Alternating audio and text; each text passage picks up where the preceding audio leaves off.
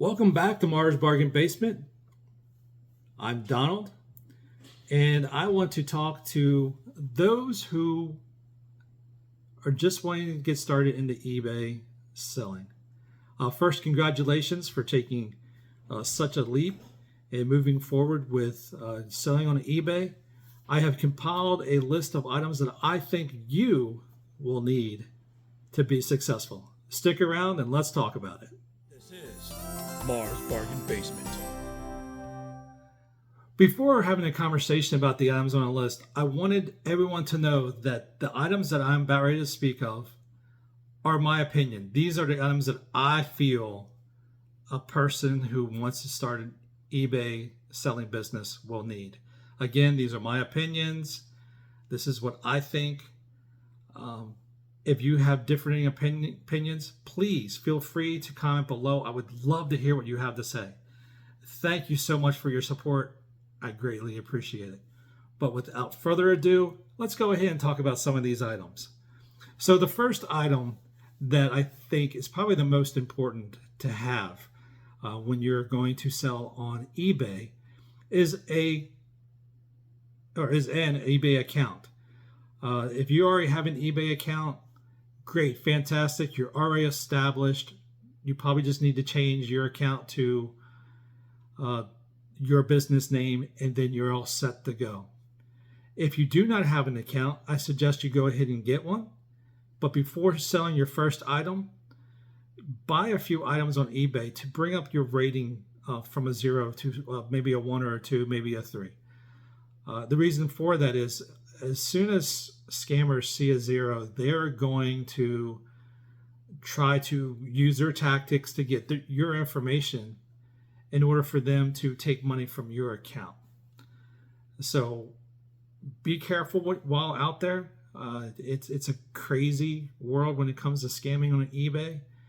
Even after almost 20 years, I still get people trying to scam me out of my items.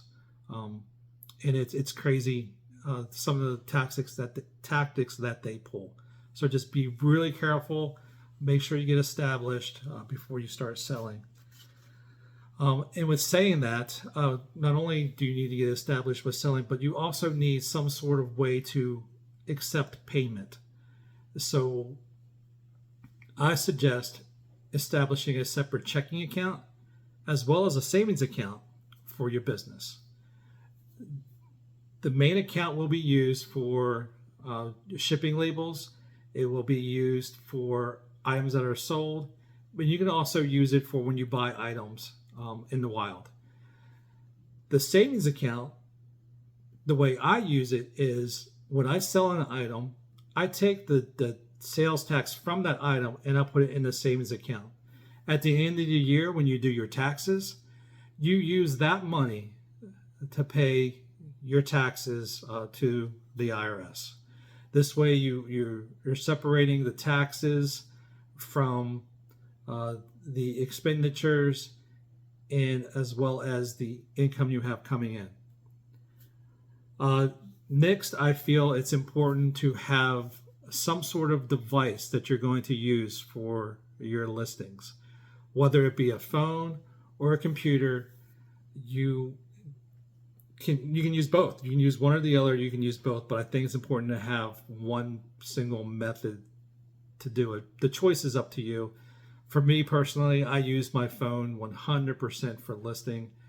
The only time I really use my computer is when I try to do some comps. If I'm doing video games, because I can just scan in a barcode with my scanner, and it makes it a little quicker. Yes, you can do the same on the phone, but I seem to get better results on my computer when I do that. So the next item is a camera. Now, you don't need to use a camera, but if you're using your computer, you can use your camera, download pictures, and use that method of taking care of creating your listing. But you can also use your phone. You can use your phone for taking the picture, adding it to your listing, and then completing everything in one stop. As I said a moment ago, that is my preferred method. It works really nice for me. I haven't had any issues up to this point, and it seems to go really fast. I will give you a quick tip, and we've talked about this on our podcast, Those Flipping Pickers. If you have not caught the podcast, please go out and take a look, take a listen. Scott and I talk about the lighter side of reselling, if you will. But the quick tip is when you're out in the wild and you're looking at items and you're standing on your phone checking comps, just save it as a draft and put in what you would sell, what you're wanting to sell it for. And then when you get to home base and you take the pictures, you just put the pictures in there, you update the shipping, you update the description, boom, done. So it happens very quick. You've already taken out most of the work by doing the comp when you were out in the wild. Anyway, you were going to look at what it costs. So just by saving a draft and what you are wanting to sell it for, it takes a big chunk out of the listing. Next item is a scale. It's important to have a scale. So when you do list your item, you could weigh the item with packaging. Yes, that's right. As well as the box.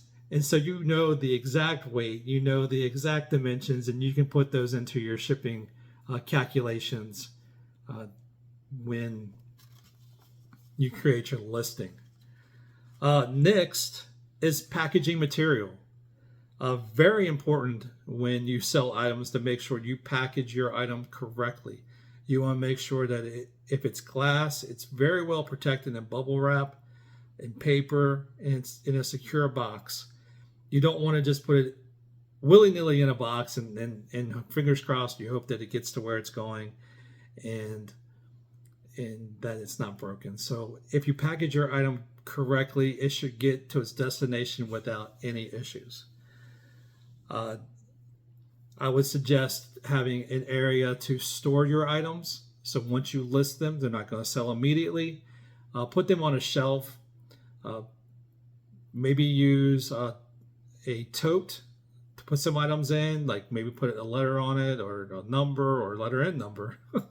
Your choice. But you can also put this in your heading, or you can put it in the listing somewhere where you can find it. And that way you know where your item's at when it sells. So make sure you store it. Make sure it's in a good place where you can find it. Nothing is more horrible than selling an item and not knowing where you placed it. You will rack your mind trying to find it. And I can promise you, because I've done this, you will lose sleep trying to figure out where you put that item. But the good thing is, when you find it, you will be so happy. So I have learned my lesson, and I make sure that I know where all my items are located. All right, so cleaning supplies. This is very important, especially if you're doing electronics. Now, some people can get away with soap and water and a cloth with most items. But there will be items that you receive that you'll need something a little more heavier. You'll need maybe a scouring pad. You'll need some heavy cleaning items, some chemicals. If your items have stickers on them, you'll want to get some Goo Gone to get rid of the sticker stickiness. So you need to make sure you get the correct cleaning items. Next would be an area that looks clean when you take a picture of your item. You want to make sure that there's a decent background. You want to make sure that there's nothing around it when you take your pictures. Harry Tornado